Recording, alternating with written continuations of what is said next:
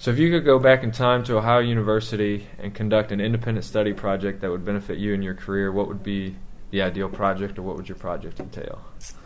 There's so many of them that would be really good to go back and do. But I think one of the things that I'd like to go back and do is try to figure out the million-dollar question, which is why is an athletic program so important at the university level? Mm-hmm. Go back and research with whether it be college presidents, athletic directors, and find out what the real answer is why is it important to be competing in athletics, intercollegiate athletics, and competing at the highest levels that go with it. And the people who really make the decisions in college athletics are those presidents and athletic directors, and they set the tone for what the program is and why it's going to be in there.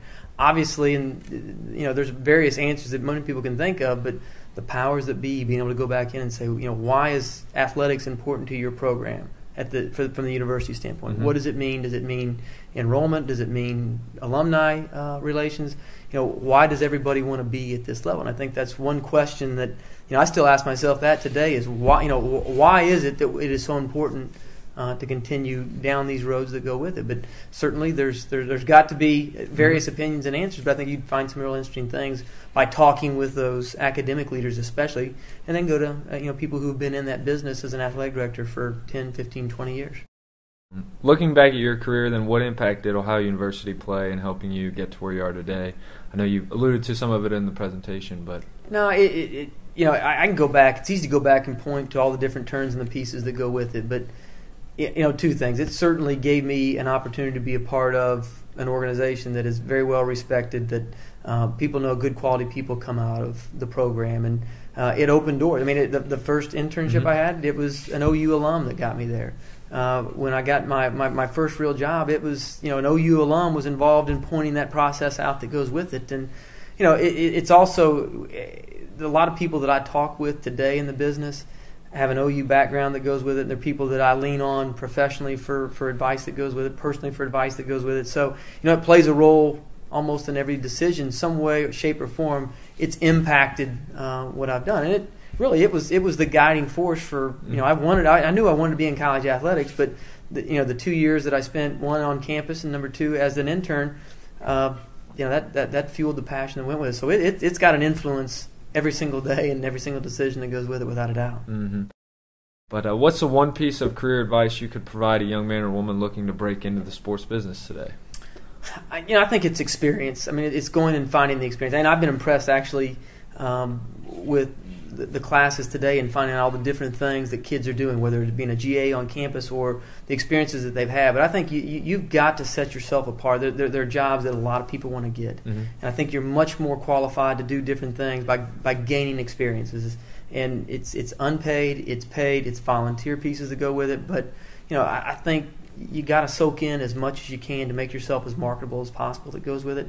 And at the end of the day, I learned as much as anything just being in an organization that I volunteered for, whether it was the job I was doing or learning and trying to figure out the dynamic of the workplace, made me that much more, whether it's marketable, but that much more knowledgeable about the processes that go in. Mm-hmm. So I think experience, and it doesn't have to be go spend a year someplace. It's spending 3 weeks with a PGA golf tournament. It's spending with an Olympic type event. It's any of those things that you can do. Get the experience. You'll learn something that will help you down the road, no matter what the experience is. Right. Can you touch on how the change in leadership from this summer has affected maybe the strategy of the department or any of your day-to-day operations? Yeah, it's probably a little early to tell because the times that go in there, but it certainly makes you think we were certainly operating very well as an athletic department, and the issues of the summer were more of a personal piece than what was going on professionally goes with it. But it makes you go back, number one, and look at are my areas really as buttoned up as they need to be? Am I doing everything I need to do with my specific areas that go with that? Because you know what, when personnel changes occur, there's going to be other changes that go with that. Now, whether you continue to oversee the same things, if I'm going to hand this off, am I going to hand this area off to somebody else on our staff that that they got it? It's nice and easy that goes with that. But it's really about knowing when you go through the transition is, have I done what I'm supposed to do with the areas that I've got? Whether I continue to do them as is or we're going to have a change, there's the basis of where we are. So, and again, like I said, anytime a change occurs that goes, there's going to be some different things. We're going to do things differently. Not everything's going to be done, but the changes that are in there that go with it. And that's part of what makes organizations what they are. They're going to change, and you're going to adapt over the period of time. But really knowing your area and taking another step back and saying, are we doing it the way we need to do this? What I was asked to do, whether it's to impress the new person or whether that's to impress yourself or whether that's to impress somebody else who may come in and start working with you inside that it's the transitions, making them smoother. They can be smoother when you've got everything in line the way you need to have it in line. Well, you've touched on it a little bit as well, but the value of networking and how has it played a role in where you are today besides, the internships and leading up to that? I think early on it was extremely valuable. And I'll be honest, the last 5 or 6 years I've been very much nose to the grindstone and probably have let some of my networking skills, get away. Whether it's attending NACDA, whether it's attending other seminars, whether it's attending symposium that goes with it. But I think it's a necessary component throughout your career that goes with it. And this weekend's been good to come back here. It tells me, what, I need to be more involved in some of those things. And sometimes you get caught up in, hey, listen, I'm going to do the job that I've got, and that's going to. But you need a network of people, whether it's mentors, mentees, colleagues that go with that. It certainly is of a great benefit. And this program has been so good about providing that piece that goes in there, but you still have to activate inside it. And I think that's one of the things that, in my next 5 or 6 years, I'm certainly want to be more active in all of my networking opportunities because, the next steps that I hope to get to, certainly the networking plays into that. Yeah. How about getting to where you are? What's the toughest hurdle that you've had to face or maybe your toughest challenge in your current role?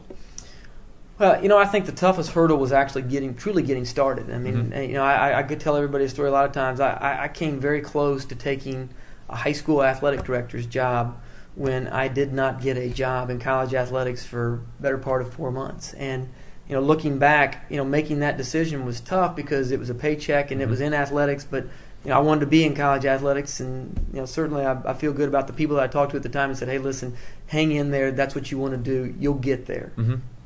Timing has a lot to do. Fate has a lot to do with things. So that was a big hurdle that went in there, making that decision.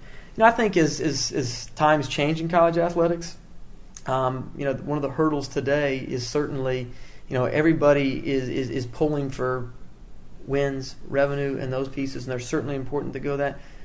But the biggest challenge, professionally and personally, is balancing life with that piece that goes with it. I mean, it can consume a lot of time and pieces that go with that, and you can do great things that go with that, but if you don't have the balance on the other side, that suffers to go with it. So I think that's a big challenge for anybody in any profession that goes with it, but it's certainly even more so at the level of college athletics where we're at, is that a lot of things pull you towards the job that go with it, but you got to have the balance and got to make it fun. So that's still a hurdle and challenge that goes with it. Now, overall in college athletics, I without a doubt believe that financial stability and financial integrity is going to be one of the biggest things over the next 10 years. Colleges cannot continue to spend on athletics the way they've spent the last 5 or 6 years, and that will separate some people from jobs down the road. That will separate some people from deciding how they compete, and I think that's still one that everybody's figuring their way through. But it'll be an interesting next 5 to 10 years in college athletics for sure. It definitely will.